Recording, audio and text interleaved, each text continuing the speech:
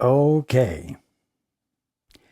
Before we have our quiet time, let's all get on the same page. If you're reading from the Sparkly book, it's page 463, the fourth full paragraph. If you're reading from the second edition, it's page 411, paragraph 17. In the first edition, it's page 383, the last paragraph. If you're reading from the JCIM, it's page 194, the first paragraph. And if you're reading from the CIMS edition, it's page 390, paragraph 56. Okay. Let's take a few moments to be quiet together.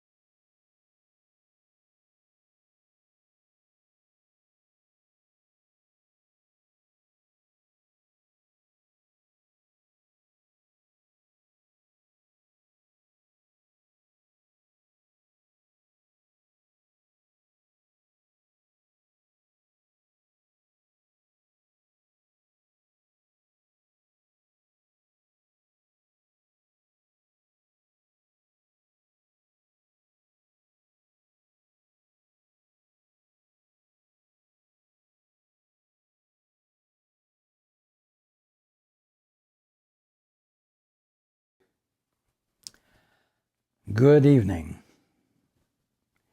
and welcome to everyone who's joining us on the internet. Last time, we ended up hearing that love, too, would set a feast before you. And what I want everyone to understand is that existence, the very experience of being at this very moment for every single one of you, is an experience of love setting a feast before you, except that you're not experiencing it because you're preoccupied with seeing everything through your definitions. Nevertheless, you could say that the movement of creation is itself love, setting a feast before you.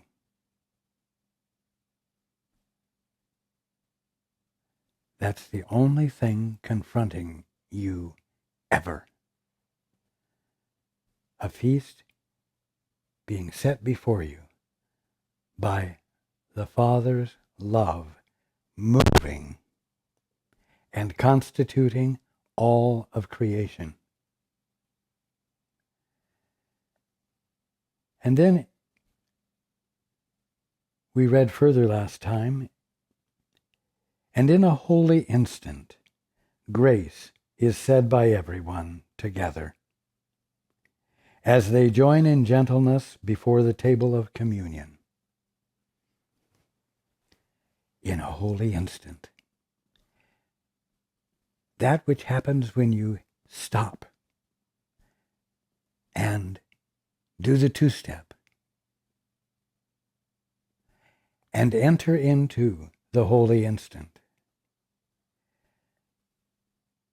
When you enter into the holy instant, what happens? You stop asserting yourself. You let peace reign. You let peace be present because you have shut up. your thinking. And you are willing to experience being conscious without a thought.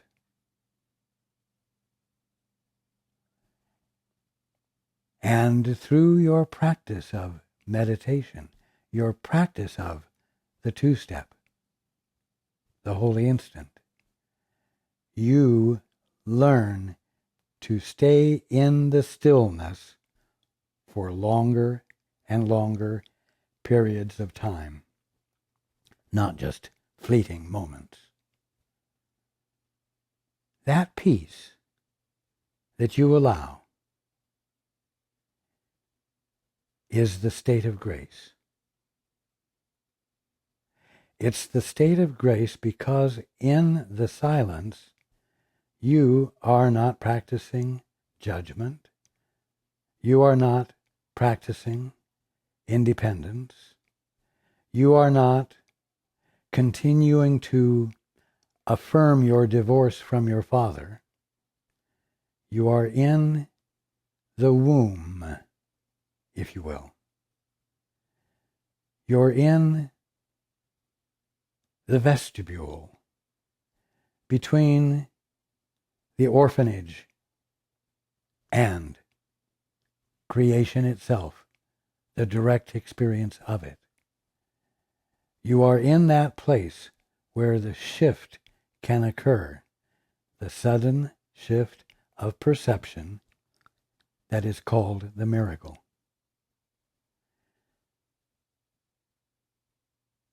In a holy instant, grace is said by everyone together as they join in gentleness before the table of communion. The holy instant is communion. The holy instant is when you experience the presence of the Father directly. It's when you experience the presence of the Holy Spirit as that which is nothing more than your right mind.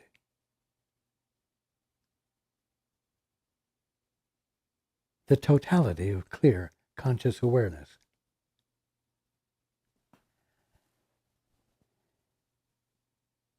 And in that communion, you learn how to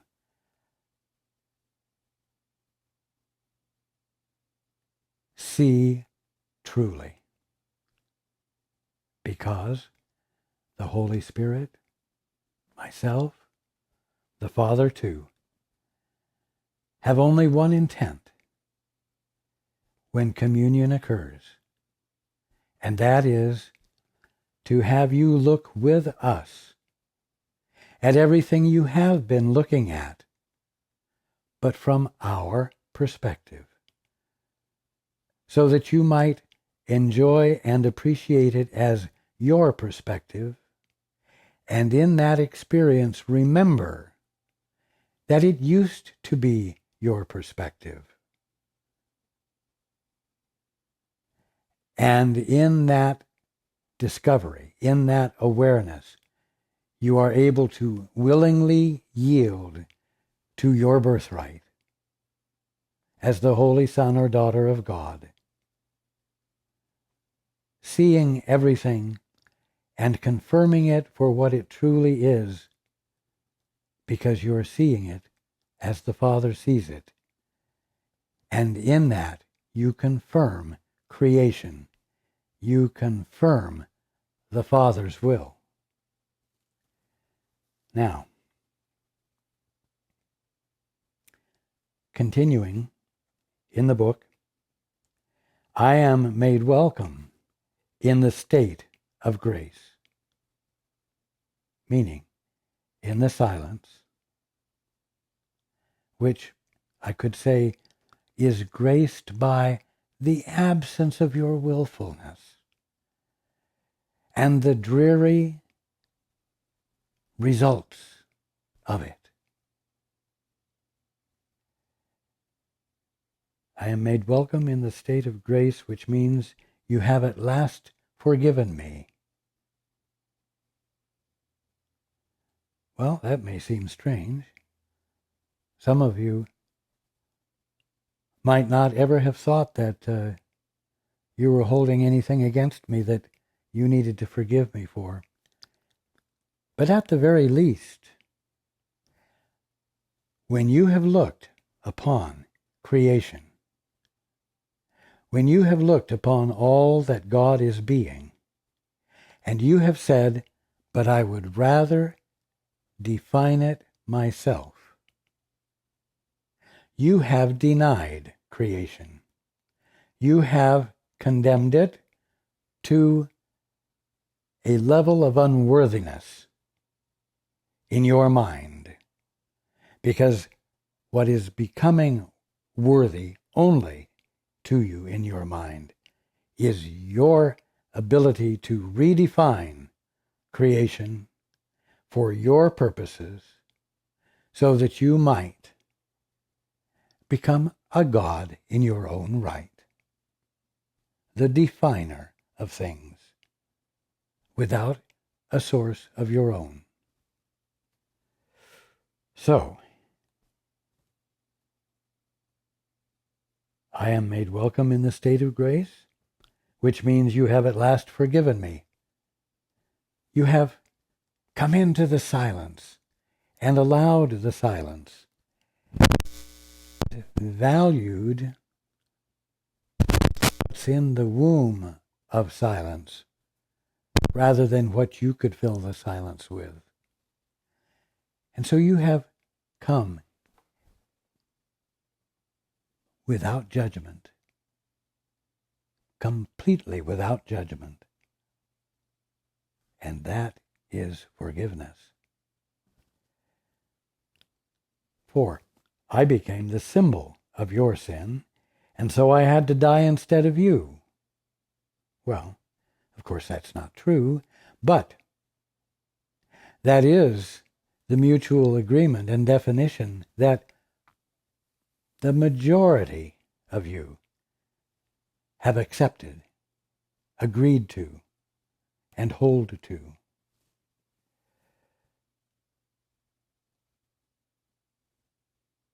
To the ego, in other words, from this independent stance, sin means death.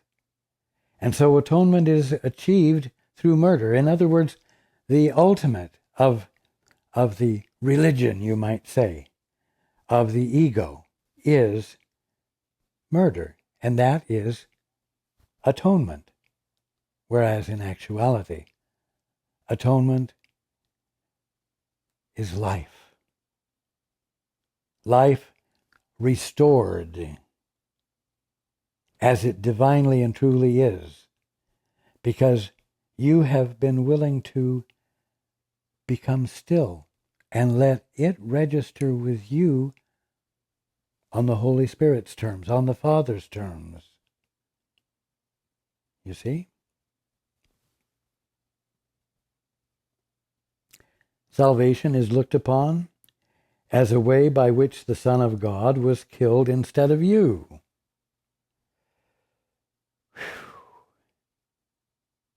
It's not true. But that is the way it is looked upon. That is the mutual agreement. And its continued practice will disallow for the holy instant, will disallow for you rejoining with your right mind, being totally integrated once again, consciously as the Holy Son or daughter of God that you are. That's the truth. Yet, would I offer you my body, in death I'm adding, you whom I love, knowing its littleness? No, I would never have done that, and I didn't do that. Or would I teach that bodies can keep us apart? No, I wouldn't do that either. Mine was no greater value than yours. No better means for communication of salvation, but not its source. In other words, my body, like yours, can be no better. There can be no better means than it for communication of salvation, but it is not the source of salvation.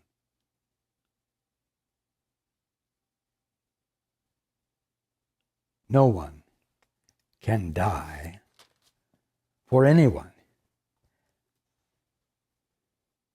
And death does not atone for sin. Yet you can live to show it is not real. You can live to show that sin is not real. The body does appear to be the symbol of sin, while you believe that it can get you what you want.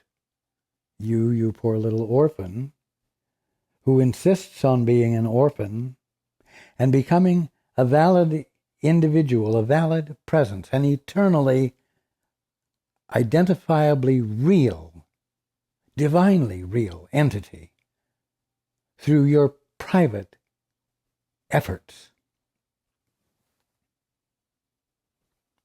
And how are you going to do that? You do it through the use of your body. Your body is the means by which you control your reality into your experience at the expense of your brothers and yours at the expense of your brother's misuse and misunderstanding of you. While you believe that it can give you pleasure, you will also believe that it can bring you pain. When you got the divorce, in your imagined state of independence, you are denying the reality, God's reality of you, and then you're trying to make yourself real, and in the process you are subject to pleasure and pain.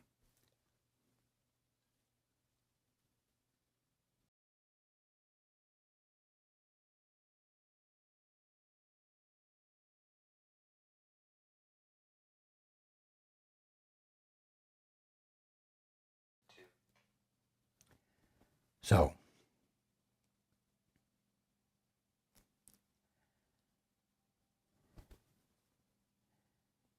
to think you could be satisfied and happy with so little is to hurt yourself.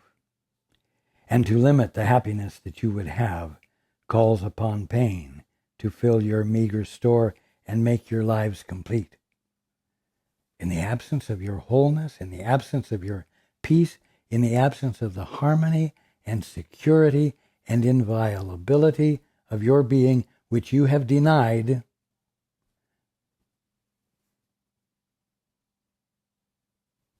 it calls upon pain to fill your meager store and make your lives complete.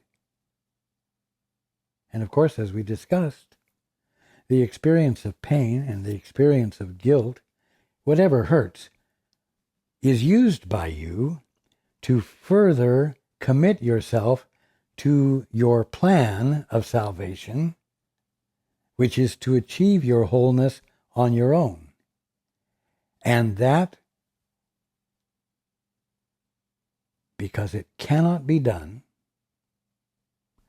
causes you to be confronted by the impossibility which you experience as threat and imposition and unwarranted blocking of your path, which it is your task to overcome in order to win the prize, to get the brass ring, to become real. This is completion, as the ego sees it. For guilt creeps in where happiness has been removed and substitutes for it. It comes in with fear as well, as we said. The moment you committed to your divorce from your father, you were confronted with the pair, guilt and fear. I'm going to add the word but before I continue with the next sentence. But communion is another kind of completion, which goes beyond guilt because it goes beyond the body. Communion.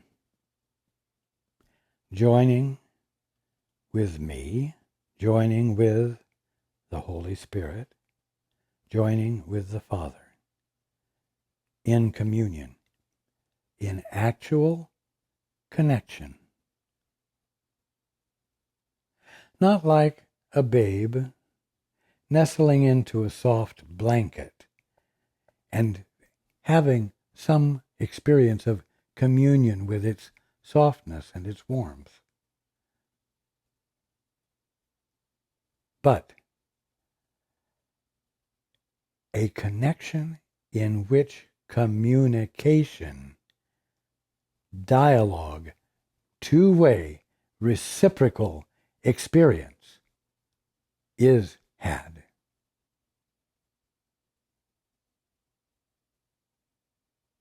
Now, that is the function of the holy instant. And to make it clear,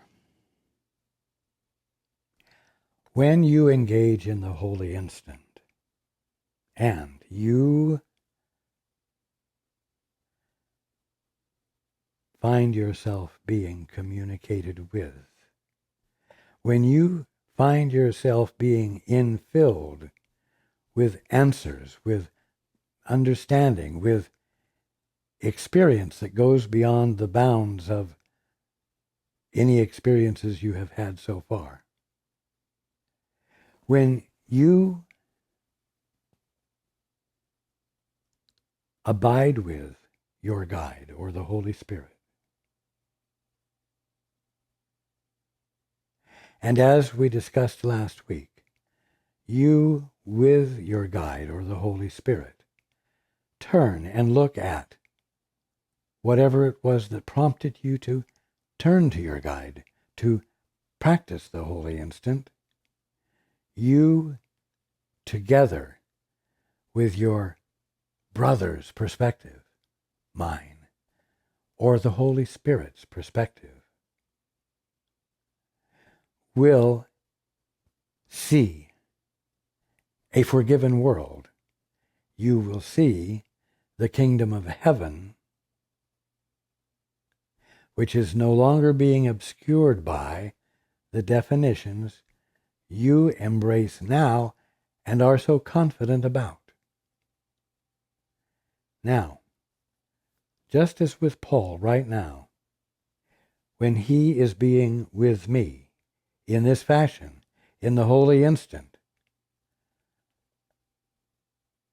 he is perfectly capable of relating to you or anything in the room.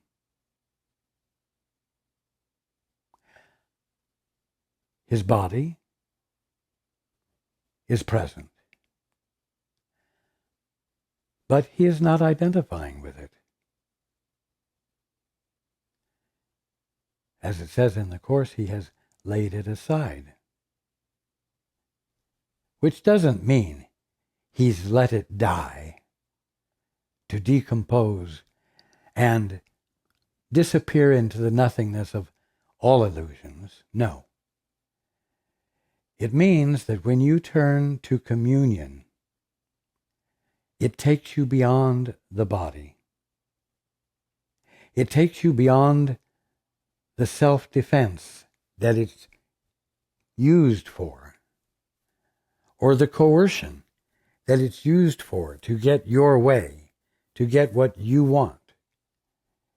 It means that it is here to serve not your will, but the purpose and meaning of being as it is unfolding in the holy instant. You see what I mean? Don't ever be troubled by the terms setting the body aside, laying the body aside. You will lay the use you have put it to aside when you decide to engage in the holy instant. When you decide to abandon your best judgments, your best thinking, your best concepts, and in the silence brought on by their absence, you reach out and you say, Father, Holy Spirit, what is the truth here? What is it my birthright to be experiencing? Because I am whole, and because I am the holy son or daughter of God, to whom I'm turning, and from whom I wish to gain my understanding of what everything really is. Your body does not disappear, but it ceases to be used for the purposes that the ego would have used, which is to lovelessly control everyone and everything, to serve the selfish purposes of the one identifying with the body. The result of that is war. The result of that is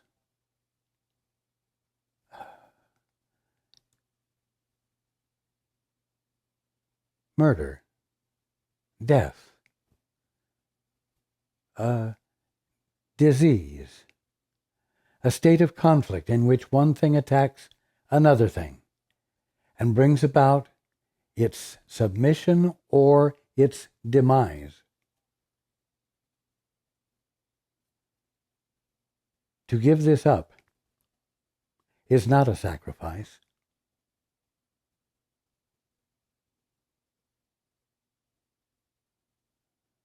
So,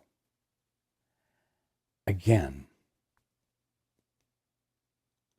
it becomes clearer how significant the holy instant is, and what its meaning and its function is, and what you can expect to experience, or the nature of what you can expect to experience.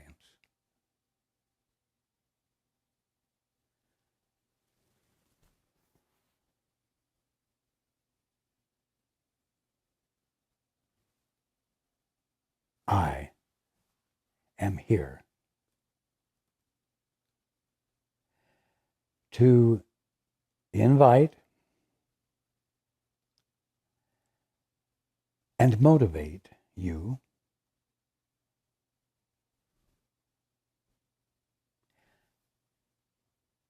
to go against everything you have known.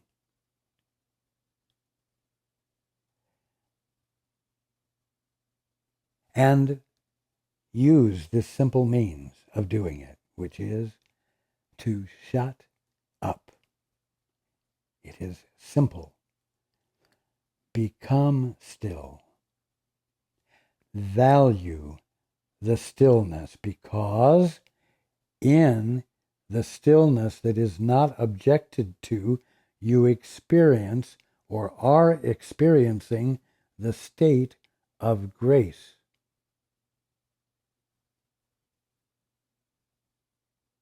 In which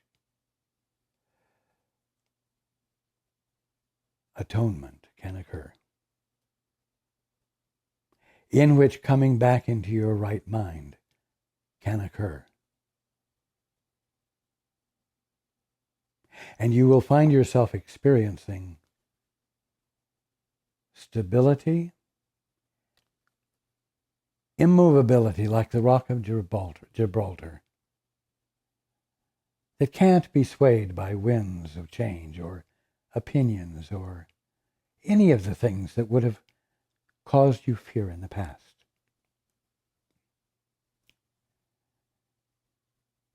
It brings you into that place, as we've said before, where God's laws prevail.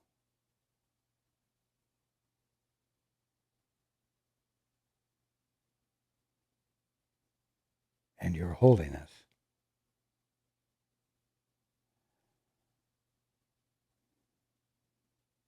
is the undeniable fact of you in your very own consciousness.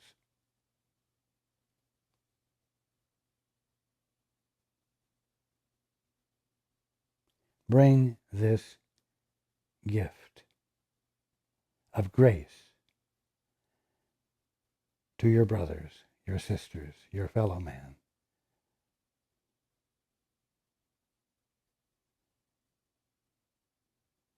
It is meant to transform the world and restore it in your awareness to its original and ever-present state of perfection.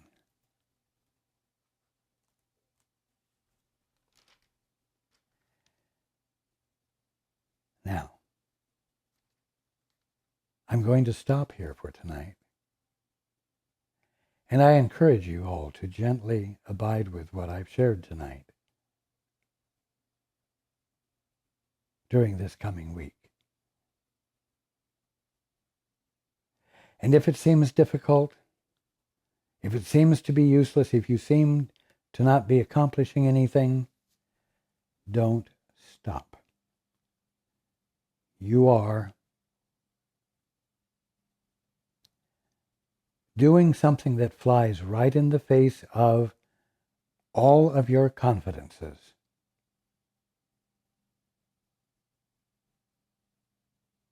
And so it takes persistence to break down the confidences. It takes persistence to inspire you to persist with a lighter heart.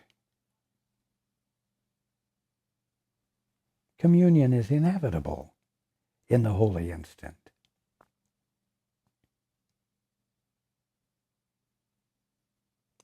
I am there in the holy instant.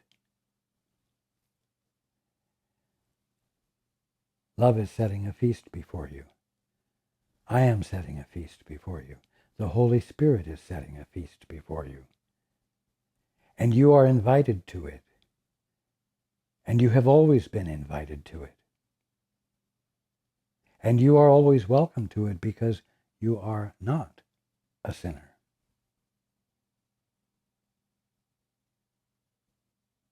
You are the holy son or daughter of God, experiencing it clearly or through a glass darkly.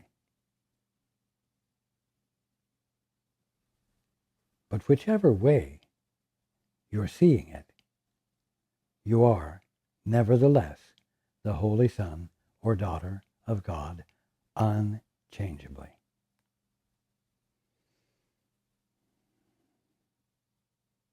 I love you all.